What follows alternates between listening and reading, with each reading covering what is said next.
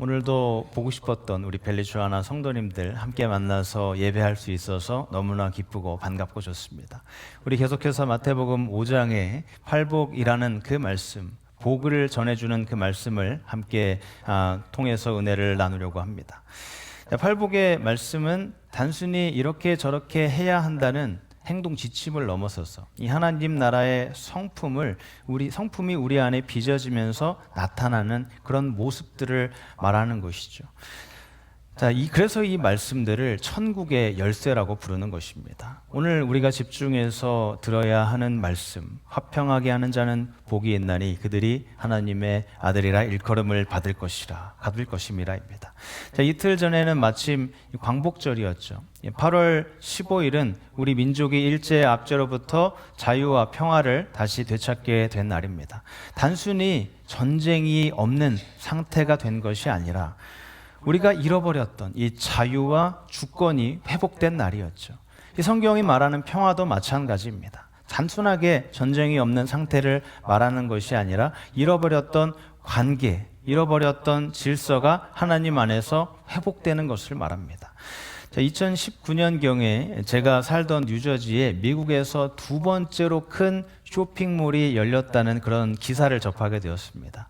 이 쇼핑몰 안에는 없는 것이 없다고 할 정도였고 모든 상점이 다 들어와 있다. 그래서 거기에서 광고하는 그 문구가 제 눈을 사로잡았는데요. 이런 말이었습니다. 당신이 이 쇼핑몰에서 사지 못하는 것은 절대 없을 것이다. 그런데 사지 못하는 것이 있죠. 바로 오늘 본문에서 말씀하고 있는 평화입니다. 우리는 정말 똑똑한 것들을 만들어내는 그런 시대에 살고 있습니다. AI가 만들어졌고 또 AI가 탑재된 그런 휴머노이드, 그리고 인공지능 택시, 또 자율주행, 이 모든 것이 발전되고 만들어지는데 정작 우리 인간의 감정은 점점 더 삭막해져 가고 우리의 감정이 AI를 닮아가는 것은 아닌가 하는 걱정이 들어갑니다. 이렇게 수많은 것들이 만들어지는데 세상이 가장 필요로 하고 가장 원하는 이 평화는 만들어내지 못하고 있습니다. 전쟁이 일어나고 사람 사이에 불신과 갈등이 넘쳐나는 이 시대에 가장 필요한 것이 평화입니다. 그런데 우리는 이 평화가 그렇게 중요하고 필요하다는 것을 알면서도 왜 만들어내지 못하는 것일까요? 잠시 야고보서 4장의 말씀으로 가보겠습니다. 이 야고보서 4장은 평화를 찾아가는, 만들어가는 그 여정에 있어서 가장 중요한 성경 말씀이라고 할 수 있습니다. 1절을 보시면 너희 중에 싸움과 다툼이 어디로부터 나느냐라고 묻고 있는데요. 이 말은 이 평화의 근원이 어디에 있느냐라고 묻는 것입니다. 야고보가 묻습니다. 이 싸움과 다툼이 어디서부터 오는가? 제가 읽던 책에 좀 흥미로운 이야기가 있어서 여러분에게 소개를 시켜드리려고 합니다. 2차 세계대전 동안에 미국의 한 포로 수용소에 독일군 2명이 잡혀 있었는데요. 그런데 이 둘은 포로로 수감된 다른 독일군과 완전히 달랐습니다. 생긴 것만 다를 뿐만이 아니라 너무나 무서워하고 다른 사람들보다 훨씬 더 혼란스러워했습니다. 같이 잡혀온 독일군에게 물어봐도 이들이 누군지 모르고 또 이들과 같이 대화도 할 수가 없었습니다. 그 누가 이 사람들과의 대화를 시도했지만 아무도 알아들을 수 없는 말을 하고 있었습니다. 얼마 시간이 지난 뒤에 한 전문가가 찾아와서 이들과 신문실에 들어가서 한 30분 정도 대화를 하고 난 뒤에 상관에게 보고를 합니다. 이렇게 이야기를 합니다. 이 둘과 대화하는 것은 당연히 불가능했을 것입니다. 이들은 사실 독일인이 아니라 티베트 사람이었기 때문입니다. 이들이 계속 티베트어로 이야기를 했기 때문에 그 누구도 알아들을 수가 없었던 것이죠. 그런데 이 2명의 티베트인이 미국에 있는 수용소까지 오게 된 그런 사연이 있었습니다. 한 티베트의 시골 마을에서 살고 있던 이 청년은 항상 밖에 있는 세계를 동경하는 마음이 있었습니다. 그래서 어느 날 가장 북쪽에 있는 국경을 넘어가게 됩니다. 그런데 자신도 모르게 한창 전쟁이 벌어지고 있던 러시아로 가게 된 것이죠. 결국 이들은 러시아군에게 체포되고 러시아 신병보호소로 가게 됩니다. 그곳에서 자신도 모르게 교육을 받고 얼마 지나지 않아 러시아 군복을 입고 전장으로 나가게 됩니다. 그런데 한 번도 전쟁을 치르지 않은 이들은 옆에서 총을 쏘고 사람이 죽고 죽이는 것을 보고 너무나 무서워해서 결국에는 도망만 다니다 숨어 있다가 독일군에게 잡히게 됩니다. 그래서 독일 포로 수용소로 보내졌는데 하필이면 그때 독일이 이제 그 자리에서 패전을 해서 후퇴를 하는 입장이었습니다. 그때 방패막이가 되어줄 병력이 필요했는데 이 둘에게 그때 독일군 옷을 입혀주고 총을 쥐어준 것입니다. 다시 한번 그렇게 전장으로 내몰려진 상태에서 여전히 무섭고 혼란스러워하면서 숨어 있다가 미군에게 발각이 되고 체포되어서 이렇게 미국에 있는 수용소까지 오게 된 것입니다. 자, 이 모든 과정이 밝혀지고 난 뒤에 이들의 사정을 듣고 많은 사람들이 안타까워했습니다. 그렇게 신문이 끝나고 난 뒤에 신문관이 질문이 있냐고 했을 때 이들이 묻습니다. 네, 질문이 있습니다. 도대체 왜 사람들은 그렇게 서로 죽고 죽이는 것일까요? 자, 이 질문을 바로 야고보가 던지는 것입니다. 너희 중에 싸움과 다툼이 어디서부터 나느냐? 자, 야고보는 우리 삶 속에서 동시에 진행되는 세 가지 전쟁에 대해서 알려줍니다. 첫 번째 전쟁은 다른 사람과의 전쟁입니다. 다른 사람과 나 사이에 일어나는 그런 갈등을 말하는 것이죠. 자, 이 말처럼 정치, 사회, 가정 안에 계속되는 갈등이 있습니다. 가끔 휴전이 일어날 수 있지만 여전히 갈등이 일어날 가능성이 높죠.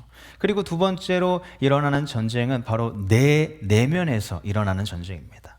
자, 1절 뒷부분에 싸우는 이유가 정욕 때문이 아니냐. 그러면서 2절, 3절을 보시면 너희가 욕심을 내어도 얻지 못하며 구하여도 받지 못함은 정욕으로 쓰려고 잘못 구합니다.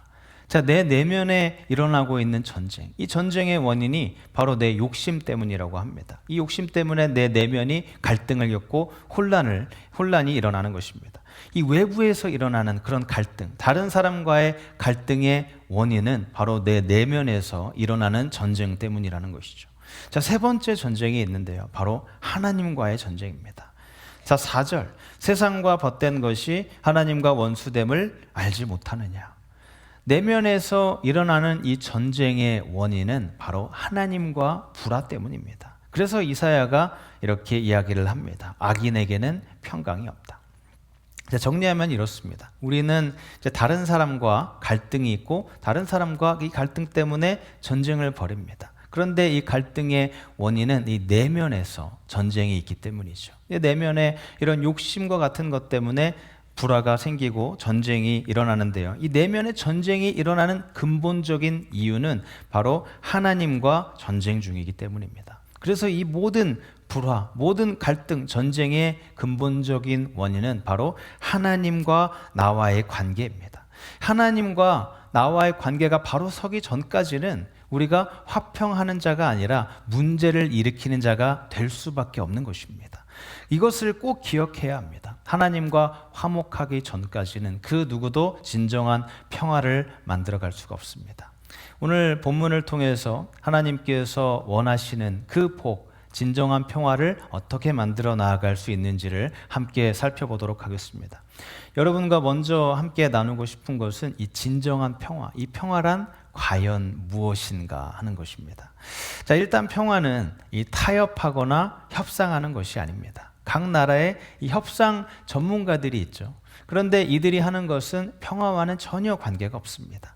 단지 자신의 나라의 이익을 대변하고 그 이익을 위해서 협상하는 것뿐이죠. 그냥 좋게 지내자고 말하는 것은 성경이 말하는 평화와는 전혀 상관이 없습니다. 어떤 사람을 보면 모든 사람하고 다 잘 지내고 싶어 합니다.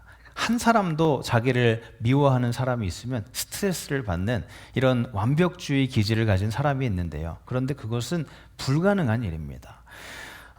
바울이 로마서 12장에서 이렇게 이야기를 합니다. 할 수 있거든 모든 사람과 더불어 화목하라. 자, 우리가 최선을 다해서 우리 주변에 있는 사람과 화목한 관계를 만들어가야 하지만 모든 사람과 다 친하게 지낼 수는 없습니다. 자, 내가 예수님을 믿고 예수님의 제자로 살다 보면 우리가 어쩔 수 없이 오해가 생기고 나를 반대하는 그런 그런 상황이 생길 수밖에 없습니다. 자, 돌아가셨지만 이 한국 교회에 큰 영향력을 미쳤던 목사님이 있죠. 화영조 목사님, 오카는 목사님. 이렇게 훌륭하신 분들이었지만 이분들도 적이 있었습니다. 그리고 또 미국에 세계에 영향력을 미쳤던 빌리 그레함 목사님, 또 무디 목사님, 이분들도 적이 있었고요. 성경에 나오는 훌륭한 인물들, 바울, 베드로, 요한, 또 예레미야, 이사야, 이 모든 사람들도 다 적이 있었습니다. 자, 하나님 편에 서는 사람은 반드시 적이 따라오게 되어 있습니다. 자, 그런데 제가 말씀드리고 싶은 것은 이런 갈등을 의도적으로 만들라는 뜻은 아닙니다. 하나님을 포기할 때 진정한 평화를 얻게 되는 것이 아니다. 이것을 분명히 말하는 것입니다. 자, 성경적인 평화는 갈등이 없는 것이 아니라 질서를 바르게 세우는 것입니다. 하나님과 내가 이 수직적으로 올바른 관계가 세워지게 되면 내 안에 질서가 회복이 되고 그 힘으로 내 주변에 있는 사람들과 수평적으로 화목한 관계를 이루는 것. 이것이 바로 성경이 말하는 진정한 평화입니다. 그래서 우리는 하나님과 올바른 관계를 가지면서 될 수 있는 한 최선을 다해서 주변 사람들과 평화를 이루는 것. 이것이 바로 성경이 말하는 화평하게 하는 자입니다. 여러분, 예수님도 모든 사람과 다 평화롭게 지내진 않으셨습니다. 바리새인, 서기관, 또 종교 지도자들과 그런 좋은 관계를 누리지 않으셨죠. 평화는 타협도 아니고 휴전도 아닙니다. 물론 전쟁보다는 휴전이 좋은 것이죠. 그런데 이 휴전은 그냥 잠시 멈춘 상태일 뿐입니다. 지금도 진행되고 있는 그 이스라엘과 하마스 전쟁, 우리가 얼마 전에 잠시 휴전을 했다는 말을 들었지만 곧 이어서 바로 전쟁이 다시 일어난 것을 보았습니다. 그래서 이 평화는 전쟁이 없는 상태가 아닙니다. 자, 묘지를 가보시면 전혀 갈등도 없고 전쟁도 없습니다. 또 비석에 보면 Rest in Peace라고 쓰여 있는데 사실 이것도 평화가 있는 상태가 아닙니다. 단지 그냥 아무것도 없는 그런 상태일 뿐이죠. 자, 진정한 평화를 가져오기 위해서는 하나님과의 질서가 회복이 되어야 하는 것입니다. 구약에 나오는 사람들, 이 사람들은 서로 샬롬이라고 인사를 합니다. 지금 우리 이스라엘 사람들도 여전히 다른 사람들과 만났을 때 샬롬이라고 인사를 하는데 이 샬롬이라는 말의 뜻이 바로 평화입니다. 그런데 단순하게 전쟁이 없기를 바란다는 평화, 이 이상의 뜻이 있는 것입니다. 바로 하나님께서 주시는, 하나님 안에서 안전하고 풍성해지고 또 온전히 회복되기를 바란다는 축복의 인사입니다. 자, 신약에서는 평화가 에이레네라는 단어인데요. 우리 영어 이름의 그 아이린이 여기서 온 것입니다. 자, 이처럼 성경적인 평화는 단순히 전쟁을 멈추는 것이 아니라 적극적으로 회복하는 것입니다. 하나님과 나와의 관계가 회복되고 그 힘으로 이웃과 좋은 관계를 누리는 것. 이것이 바로 말씀하시는 화평하게 하는 자의 삶입니다. 사랑하는 여러분, 모두 하나님과 화목하고 그 힘으로 이웃과 화평을 만들어가는 성경이 말하는 화평하는 자의 삶을 감당하는 여러분 모두가 되시기를 주님의 이름으로 축복합니다. 자, 이렇게 평화가 무엇인지를 함께 살펴보았습니다. 하나님과 화목하고 그 힘으로 우리 주변에 있는 이웃들과 화평을 누리는 것. 자, 그런데 이런 평화를 이루어 나아가기 전에 이 평화를 방해하고 무너뜨리는 적이 있습니다. 이 적에 대해서 이제 함께 살펴보려고 하는데 이 적이 과연 무엇일까요? 죄입니다. 자, 하나님께서는 이사야 48장에 악인에게 평강이 없다고 하실 때 이 악인이 바로 죄인을 말하는 것인데요. 죄가 있는 곳에 평화가 있을 수 없다는 뜻이죠. 자, 요즘 이 인터넷을 보시면 그 세바시라는 그런 프로그램이 굉장히 유행하고 또 좋은 내용들을 우리에게 알려줍니다. 요즘에 한창 진행되고 있는 것은 뇌과학, 또 유전, 호르몬, 인구 감소, 가정 등등 정말 좋은 주제에 대해서 이야기를 하는데요. 그 누구도 아주 좋은 주제인 죄에 대해서는 이야기를 하지 않습니다. 자, 우리가 생각하면 당연하다. 그런 교회에서 하는 얘기인가? 라고 이야기할 수 있죠. 그 말도 맞고요. 그런데 정말 이 죄는 누구도 듣고 싶어 하지 않기 때문입니다. 사람들은 어떻게 하면 전쟁을 멈출 수 있을까? 이런 주제에 대해서 계속 고민하고 여러 가지 책들도 내놓고 대답도 내놓지만 성경은 이 전쟁에 대한 가장 근본적인 원인에 대해서 알려줍니다. 바로 죄가 우리와 하나님 사이의 관계를 갈라놓고 내 내면에 혼란을 만들고, 그래서 사람과 사이의 갈등을 만들고 이것이 전쟁으로까지 발전된다는 것이죠. 자, 그렇기 때문에 우리는 이런 전쟁과 같은 표면적인 문제를 넘어서서 바로 근본적인 문제, 죄와 하나님과의 불화, 이것을 먼저 다뤄야 하는 것입니다. 왜냐하면 이것이 해결되어야 진정한 평화를 이룰 수 있기 때문입니다. 자, 지금도 세계 곳곳에서는 평화를 위한 대담, 평화를 위한 그런 대화가 열리고 있는데요. 이렇게 대화를 이끌어 나아가는 사람들 중에서 몇몇은 자신이 평화를 만들어내지 못해서 부끄러워하는 그런 사람들도 있습니다. 그런데 수많은 사람들이 정작 죄 앞에서는 아무도 부끄러워하지 않습니다. 자, 성경은 평화가 없는 이유에 대해서 분명하게 알려줍니다. 바로 죄 때문이다. 그래서 성경은 무슨 수를 써서라도 평화를 지키라고 말하지 않습니다. 예수님과 올바른 관계를 먼저 세워라. 그러면 평화가 자연스럽게 따라온다고 가르쳐 줍니다. 자, 그런데 예수님께서 이 마태복음 10장에서 조금 이상한 말씀을 하십니다. 내가 세상에 평화를 주러 온 줄로 생각하지 말라. 나는 평화가 아니라 검을 주러 왔다. 자, 우리는 예수님을 평화의 왕으로 알고 있죠. 그런데 그 평화의 왕 되신 예수님께서 우리에게 검을 준다고 하십니다. 이 검이 도대체 무엇일까요? 전쟁에서 사용되는 그렇게 사람을 죽이는 이런 칼이 아니라 바로 병원에서 사용되는 메스와도 같은 것입니다. 자, 메스는 잘못되고 썩은 것을 도려내는 그런 역할을 하죠. 자, 이렇게 썩은 것을 잘라내는 과정을 거쳐야 치유가 일어나는 것입니다. 마찬가지로 죄를 메스로 도려내지 않으면 평화가 찾아올 수가 없는 것입니다.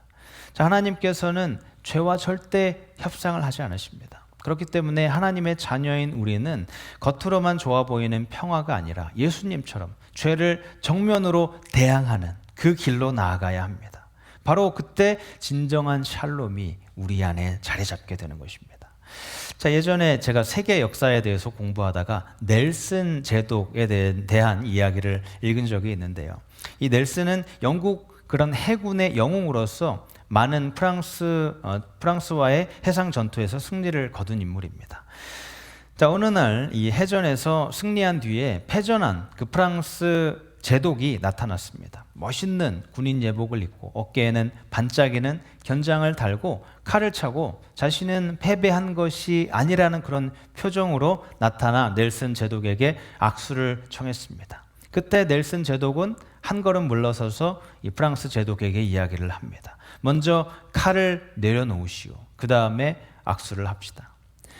자, 많은 사람들이 이런 모습을 보여줍니다. 우리가 예수님께 나아갈 때에 그냥 예수님께 웃으면서 즐겁게 다가가 인사하면 예수님과 좋은 관계가 될 수 있는 것 아닌가? 그런데 예수님께서 그렇게 말씀하시지 않습니다. 예수님께서는 먼저 칼을 내려놓아라. 자, 이 말은 좋은 관계가 되기 위해서는 먼저 죄와 자기 자신을 내려놓고 주님 앞에 항복하라는 것입니다. 사랑하는 여러분, 예수님 앞에 먼저 항복하지 않으면 진정한 평화가 찾아오지 않습니다. 칼을 내려놓을 때, 회개와 믿음으로 주님께 복종할 때 하나님 보시기에 바른 삶이 세워지고 그 열매로 참된 평화가 우리 마음에 자리 잡고 삶으로 나타나게 되는 것입니다.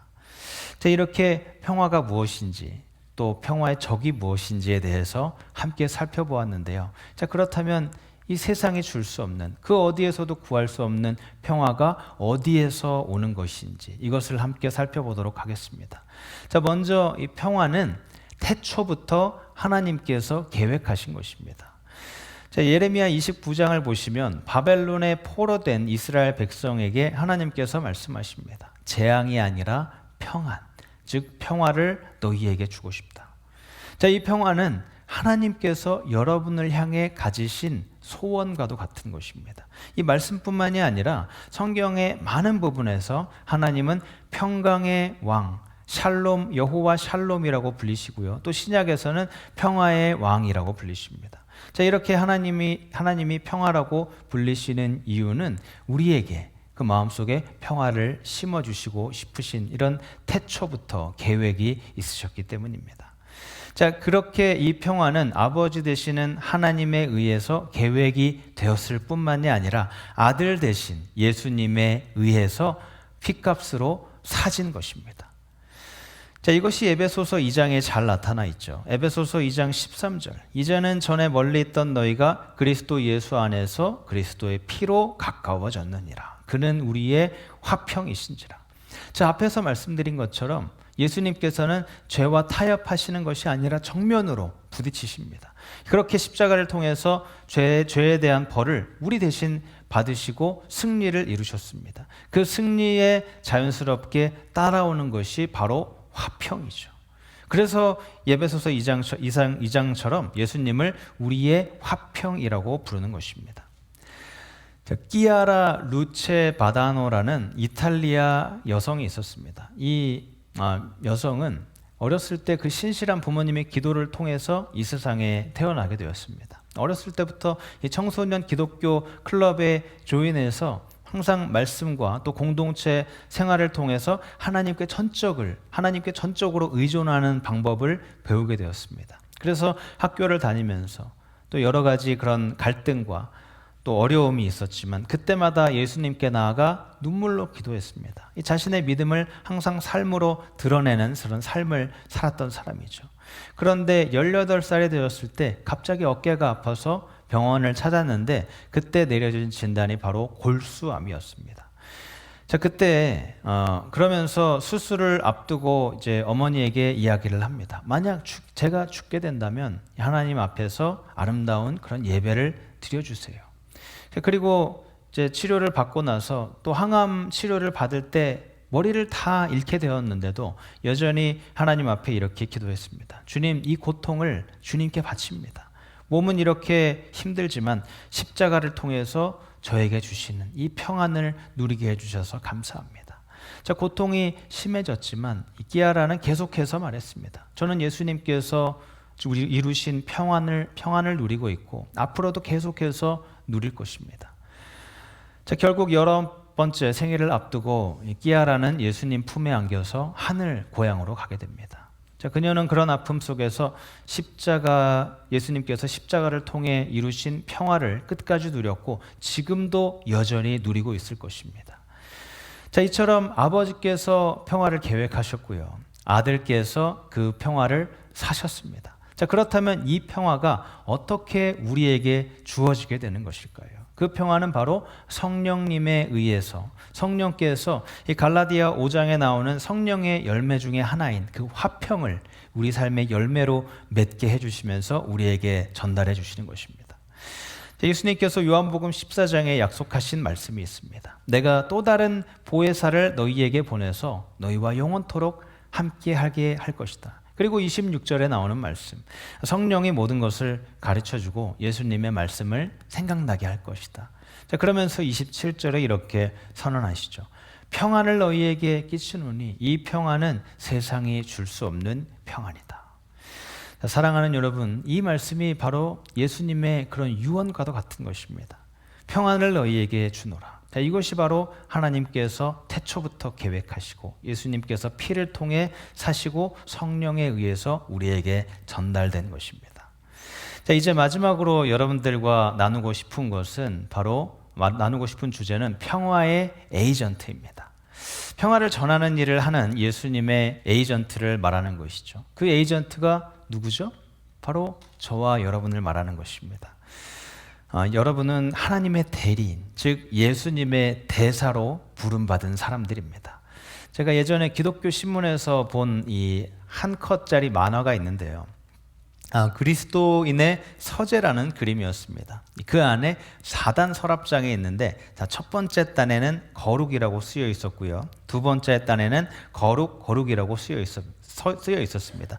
자, 세 번째 단에는 거룩이라고 쓰여 있었고 맨 꼭대기에는 뭐라고 쓰여 있었을까요? 거룩이 아니라 가장 거룩입니다.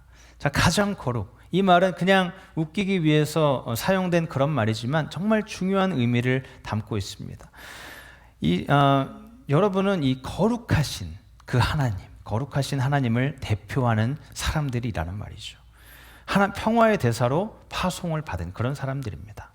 자, 성경은 우리 신분에 대해서 이렇게 이야기를 해줍니다. 고린도후서 5장 18절을 보시면 우리에게 화목하게 하는 직분을 주셨으니, 그러면서 20절에 그러므로 우리가 그리스도를 대신하여 사신이 되어. 자, 이처럼 여러분은 하나님과 사람 사이를 화목하게 만드는 하나님의 대사로 부름을 받은 것입니다. 죄 때문에 하나님과 사람 사이에 갈라진 것을 그 사이에 들어가 중재하는 역할, 바로 이 사신의 역할, 하나님의 대사의 역할을 여러분에게 맡겨준 것이죠. 자, 중국 대사로 임명을 받은 김하중 장로가 쓴 하나님의 대사라는 책이 있습니다. 자, 그는 자신의 외교관 시절을 생각하면서 책에 이렇게 고백을 했습니다. 나는 대한민국의 대사로 임명을 받았지만 그보다 먼저 하나님의 대사라는 더 높은 부르심을 받았다. 이 김하중 대사는 항상 각국 정상과 외교관을 만날 때마다 이렇게 마음속으로 다짐했다고 합니다. 나는 단순히 한 나라를 대표하는 사람이 아니라 하늘나라를 대표하는 사람이다. 이렇게 고백만 한 것이 아니라 실제 삶에서도 그런 삶을 살았습니다. 대사관 집무실에서도, 또 외교 행사 중에서도 택시 운전사나 자신을 인도해주는 현지인과 대화를 할 때도 항상 자주 이렇게 자신을 소개했다고 합니다. 저는 하나님의 대사입니다. 제가 섬기는 왕은 예수님이십니다. 자, 이 말을 듣고 궁금해하는 사람들이 있었을 때 그때 기회를 놓치지 않고 예수님에 대한 복음을 전했습니다. 자, 김하중 대사가 이런 고백을 합니다. 하나님의 대사는 삶의 자리에서 복음을 전하고 하나님의 뜻과 영광을 드러내야 한다. 그것이 우리의 진짜 임무다. 사랑하는 여러분, 세계 최고의 강대국의 대사가 되는 것보다 하나님의 대사가 되는 것이 훨씬 더 영광스러운 일입니다. 하나님께서 여러분에게 이 화해의 사역을 맡겨주셨습니다. 여러분이 할 수 있는 가장 위대한 일은 십자가에서 이루신 예수님의 평화를 받고 그 평화가 여러분 마음을 다스리게 하고 거기서 멈추지 않고 평화를 만들어 나아가는 사람이 되는 것입니다. 예수님께서 주신 이 사명, 평화의 대사, 이것을 끝까지 감당하시는 저와 여러분이 되시기를 주님의 이름으로 축복합니다. 자, 이제 말씀을 마무리합니다. 코리 텐 붐이라는 이 네덜란드 여성이 있었습니다. 제2차 세계대전에서 네덜란드에서 유대인을 숨겨주다가 가족 전체가 수용소로 끌려가게 되었는데 그때 안타깝게도 이 모든 가족이 수용소에서 죽게 됩니다. 자, 그럼에도 불구하고 이 코리 텐 붐은 사랑과 화해를 전하는 그런 예수님의 대사를 감당하며 살았습니다. 그런 그녀가 이런 고백을 했습니다. 주위를 보면 불안해지고 내면을 보면 우울해지지만 예수님을 보면 평안해진다. 자, 이 말처럼 우리가 예수님을 바라볼 때 주어지는 것이 바로 평화입니다. 이 평화는 아버지께서 계획하셨고 아들에 의해서 사셨고 또 성령께서 우리 삶의 열매로 맺게 하시는 것입니다. 오늘 하나님께서 이 평화가 여러분 마음에 자리 잡기를 원하십니다. 그러므로 여러분 결단하시기 바랍니다. 나는 오늘부터 하나님과 화목하고 마음의 질서를 회복하고 그 힘으로 이웃과 평화를 만들어가는 사람이 될 것이다. 여러분을 화평하게 하는 사람으로 불러주신 그 부르심에 날마다 응답하면서 그 하늘나라의 성품, 내 안에 빚어지는 성품을 드러내며 하늘나라의 증거자로 살아가는 여러분 모두가 되시기를 주님의 이름으로 축복합니다.